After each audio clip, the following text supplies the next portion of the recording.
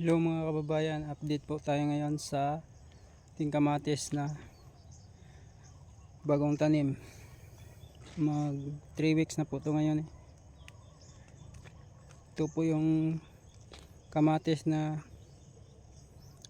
nabuta ng malalakas na ulan.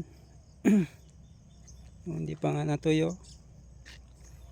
Hindi pa natuyo yung baha mga kababayan. Kasi yung ulan dito galing umaga hanggang naghapon.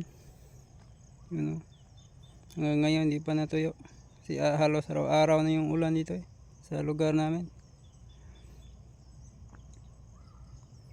Yung iba na kamatis mukhang nasira na siya sa nulaw ng iba. Iba na yung mga dahon niya. Iba na yung tubig. Putik pa rin.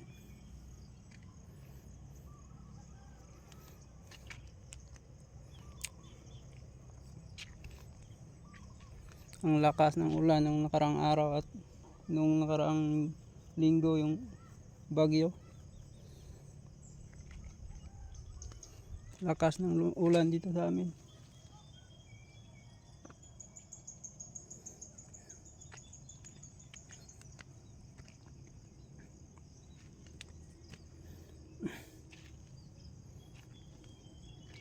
Buti nga ngayon naka-recover ito Yun nangungulot Yun na nasisira sa tubig yun Daming ganyan ito. Tulad nito mga kababayan. Yun nasisira sa tubig. Gawa na lubog kasi ito sa tubig ilang araw.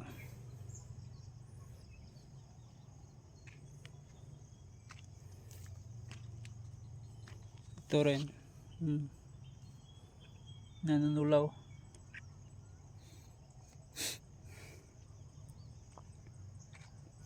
Tapos di pa ito natatapos mga kababayan yung trabaho dito. Ang dami pang trabaho kasi talian pa ito isa-isa lagyan pa ito ng balag.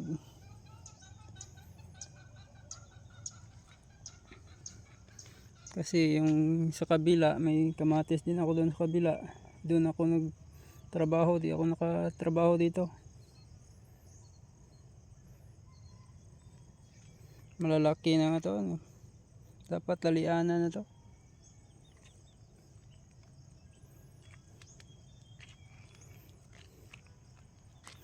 Namulaklak na ito. Yun ang bulaklak niya. Yun namulaklak na Pero 3 weeks pa lang ito mga kababayan. Kuan pa lang ngayon 25 at 20 25 mag 2 weeks siya 25 mag 3 weeks pa lang ito mga kababayan. Gawa ng pizza Jess ko ito natanim July. Mulaklak lang po siya. Yun ang dami sira Hindi pa nga namala yung hindi pa natuyo yung lupa Basa pa rin. Gawa ng kasi patag siya.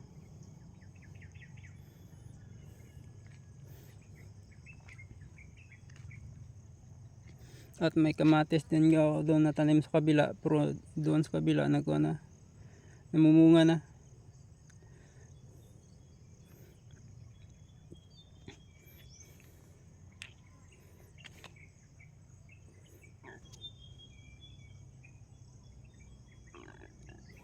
Mga kabayan, puntahan natin yung tanim ko sa kabila na kamatis, yung namumunga na. Yun po yung una kong tanim. Kuan po to ngayon. Mag 2 months. Ngayong August 5. Malaki na po yung bunga niya. Kuan ba po to? Pwede na po to pruning. Ito mga matanda na dahon niya. Siguro mga next week pa pruning na po yun. Yun.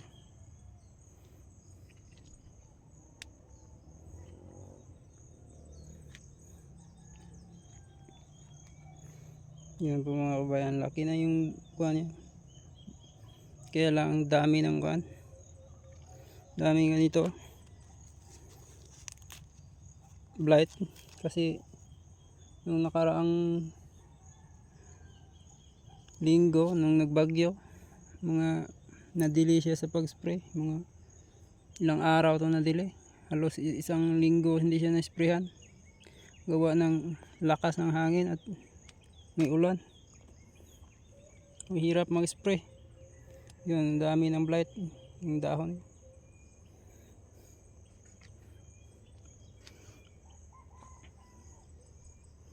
Dito ako nagtrabaho mga kabayan, at doon sa kabila hindi ko makatrabaho doon. Sunod na araw pa kasi kuwan to itong tali to. Yung natali ko dito sa kuwan kasi bumagsak siya. Pag mabutan to ng ulan, di siya matalian, bumagsak to. Kasi mabigat na yung mga bunga niya yung mga sanga niya.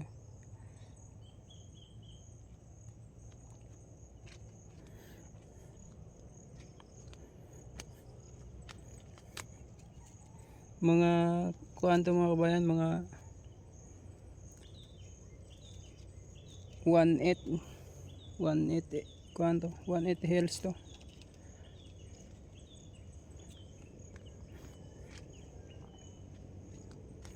Yun ang dami din sira tulad doon.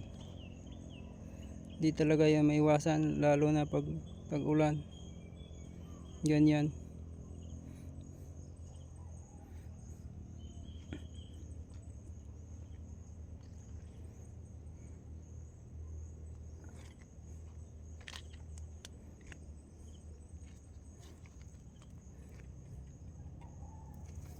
Sana makaabot siya sa magandang presyo kasi magandang presyo ngayon sa kamatis.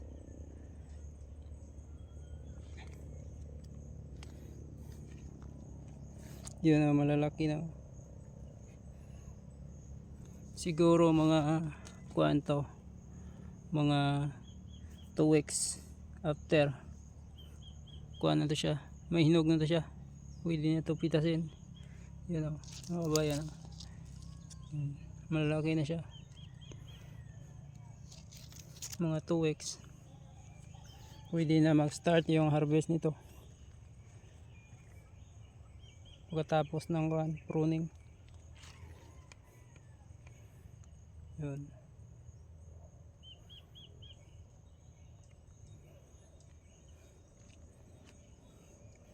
Ang iba mga kabayan sa ibang lugar hindi ganito yung hindi nilagyan ng ganito yung kama na to, yung kamatis, at hindi nakabalag. Ang purpose kasi nito, yung kama na ito ganyan, yung lupa na yan, yung purpose nito, ang una, advantage siya sa tubig, hindi siya malubog sa tubig kahit anong ulan yan, hindi siya makakuha sa tubig. Yung puno niya, yung ugat niya, ang una. Ang pangalawa, ito yung storage sa tubig, kahit uminit pa yan ng ang daming yan, malamig pa rin to, yung ugat niya kasi tabunan siya mga 2 piece, mga 2 feet to lalim nito lupa na tinambak sa puno. At saka matagal yung buhay ng kamatis pag nakaganito mga kabayan, nakabalag siya tapos nakaganito, nakakama, yambakan yung puno. Aabot siya ng pag maganda yung timpo, ngayong tag-ulan, aabot ng 8 months, maximum 8 months dito sa amin. Minsan pag pangit ang timpo, mga lang siya, 6 months lang siya, na siya, malugnas na siya. Pero mas maganda yung timpo at walang salot yung mga tanim at walang bagyo, hindi siya masyado tinamaan ng bagyo. Aabot siya ng 8 months. Tagal yun mga kabayan. Kuhan yung 3 beses po yan mamumunga.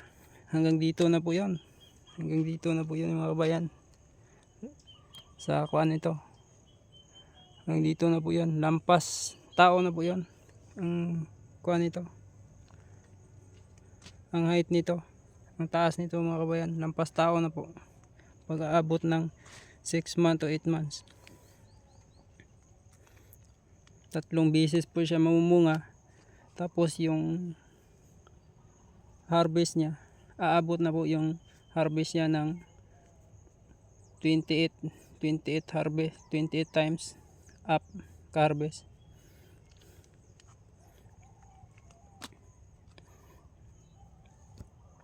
Kasi sa bandang Luzon, bandang norte, naka-experience ako diyan sa bandang norte mga kabayan. Yung kamatis namin na tanom doon, kuha lang mga 4 months lang 4 months na siya ata, nalugnas na siya, namatay na siya, isang bunga lang, isang bisis na siya mamunga. Pero dito sa amin, pag maganda ang tubo ng kamatis at hindi masyado kuha yung init, walang init na matagal, aabot talaga ng 6 months to 8 months. Tagal yung buhay ng kamatis. Yun mga kabayan. Ito yung mahirap na kuan pundasyon mga kabayan.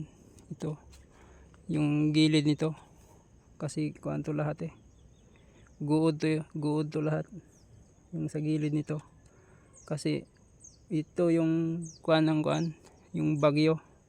Yung pundasyon para sa bagyo,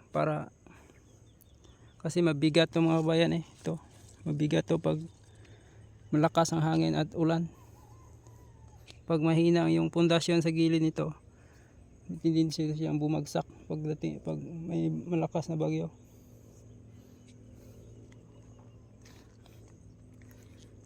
Tupit yan mga kabayan, yung kuan yan, yung lalim, yung libing sa mga guod, tupit sa gilid yung pundasyon yan.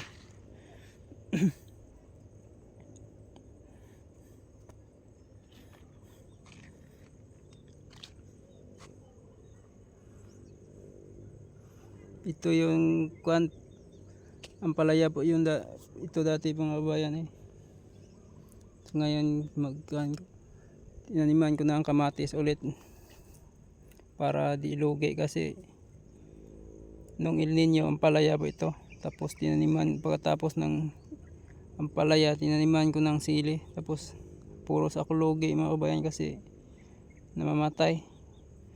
Nagbunga lang siya ng isang bisis, tapos namamatay siya. Gawa ng wala ng tubig, wala ng pangdilig sa sobrang init. So ngayon lang maganda yung kamatis mga kabayan. Gawa ng tag-ulan na. Sana sa awa ng Panginoon makatama siya sa magandang presyo para makabawi naman. Gawa ng halos 2 taon na to na area na hindi na pagkitaan ng maayos. 2 taon na to ngayon yung area. 2 bisis na tinaniman, di pa rin puro lugi yung tanim ko dito dati. Sana ngayon tumama siya sa kumita siya, kasi iba naman yung tinanim ko ngayon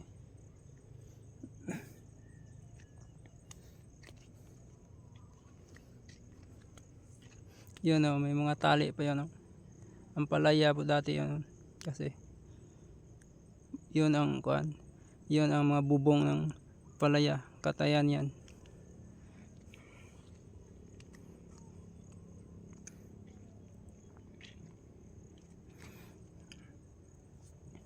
At sa kabila, sa tabi niyan, yun mga kabayan, sitaw yan. Sitaw ng kapatid ko. Sa tabi niyan. Yun o. Sitaw. Sitaw. Makapal yan. Sobrang kapal ng sitaw na yan. At doon sa kabila, sa dulo yon, doon sa dulo, kuhaan yan, upo. Tiyanim yan sa kapatid ko mga kabayan. Sa kanila yan. Ang sa akin ito lang yung kamatis. At may sili din ako mga kabayan doon sa taas. Sa taas niyan. Yan. Mga 1 kilometer. Lakad ka ng 1 kilometer sa taas niyan. Kaya sobrang busy ako ngayon. At wala rin akong tao. Hindi ko kumuha ng tao kasi kulang sa puhunan. Walang pira na ang pangbayad.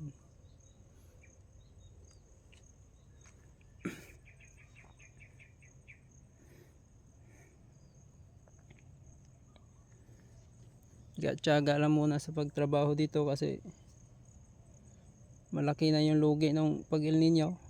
Pag di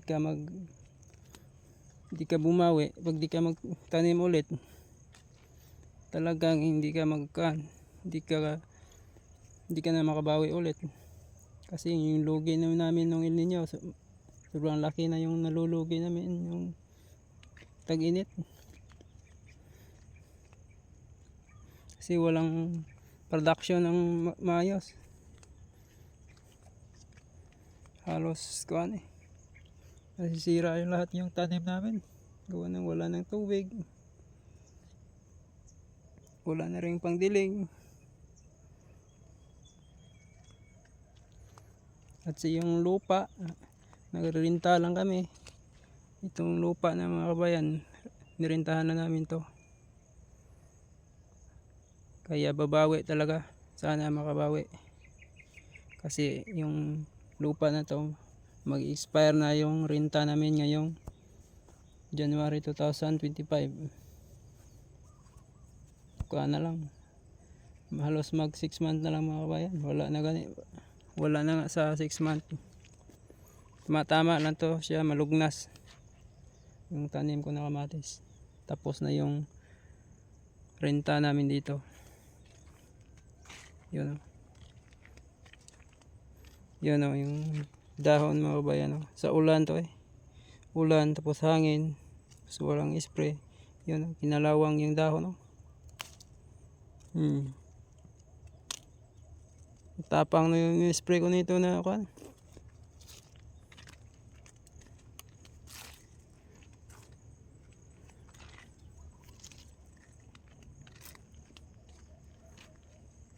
Yun sa kabila.